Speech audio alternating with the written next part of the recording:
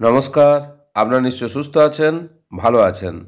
সরকারি সাহায্যপ্রাপ্ত বা স্পন্সর্ড স্কুলের শিক্ষক, শিক্ষিকা, শিক্ষাকর্মীদের কি ওয়েস্ট বেঙ্গল হেলথ স্কিমের সুবিধা পাওয়া যাবে? এর আওতায় আসবেন? এই প্রশ্নের উত্তর পেতে এখনও 4 মাস অপেক্ষা করতে হবে। শিক্ষা অনুরাগী ঐক্যমঞ্চের করা একটা মামলার পরিপ্রেক্ষিতে সম্প্রতি কলকাতা হাইকোর্ট একটা গুরুত্বপূর্ণ নির্দেশ দিয়েছেন।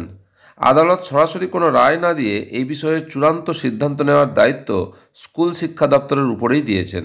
শিক্ষানুরাগী ঐক্যমঞ্চের পক্ষ থেকে কিঙ্করবাবু জানান, আদালতে তাদের প্রধান যুক্তি ছিল স্বাস্থ্যের অধিকারে বৈষম্য। তাদের দাবি, সরকারি স্কুলের শিক্ষক শিক্ষিকারা যে স্বাস্থ্য সুবিধা পান সেই একই সুবিধা সরকারি সাহায্যপ্রাপ্ত বা স্পন্সর্ড স্কুলের শিক্ষক শিক্ষিকাদেরও পাওয়া উচিত। এ বিষয়ে দ্বৈত নীতি চলতে পারে না। তাদের পক্ষ থেকে আদালতে অনেকগুলি যুক্তি তুলে ধরা হয়।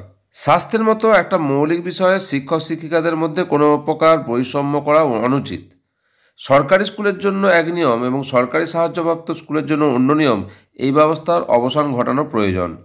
এই মূল যুক্তির পাশাপাশি অন্যান্য প্রাসঙ্গিক হিসাব নিকাশ ও তথ্য আদালতে পেশ করা হয়েছিল।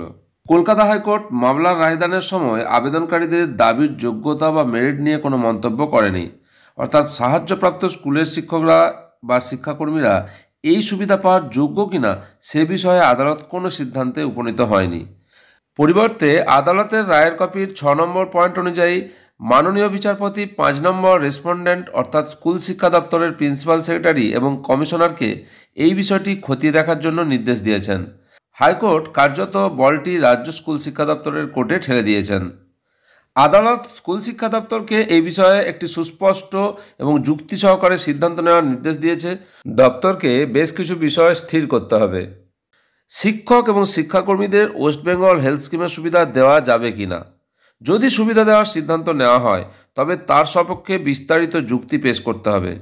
একইভাবে যদি সুবিধা না দেওয়ার সিদ্ধান্ত হয় তবে তার কারণও যুক্তি দিয়ে স্পষ্টভাবে ব্যাখ্যা করতে হবে।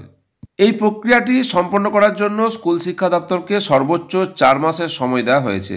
এই সময়সীমার মধ্যে তাদের সিদ্ধান্ত জানাতে হবে। আপাতত এই রিট পিটিশনটি নিষ্পত্তি করা হয়েছে। যদি দপ্তরের সিদ্ধান্ত শিক্ষকদের পক্ষে না আসে তবে সেই সিদ্ধান্তের কারণ খতিয়ে দেখে ভবিষ্যতে আবার নতুন করে মামলা করার রাস্তা খোলা থাকছে। শিক্ষক শিক্ষিকা এবং শিক্ষাকর্মীদের ওয়েস্ট বেঙ্গল হেলথ স্কিমের আন্ডারে নিয়ে আসা হবে কিনা হাইকোর্ট শেষ বিষয়ে বড় নির্দেশ দিলেন। 4 মাসের মধ্যে সিদ্ধান্ত জানাবে স্কুল শিক্ষা দপ্তর। এই সম্পর্কিত যে তথ্য সামনে এসেছে তা আপনাদের সঙ্গে শেয়ার করলাম। আপনারা সকলে সুস্থ থাকুন, ভালো থাকুন।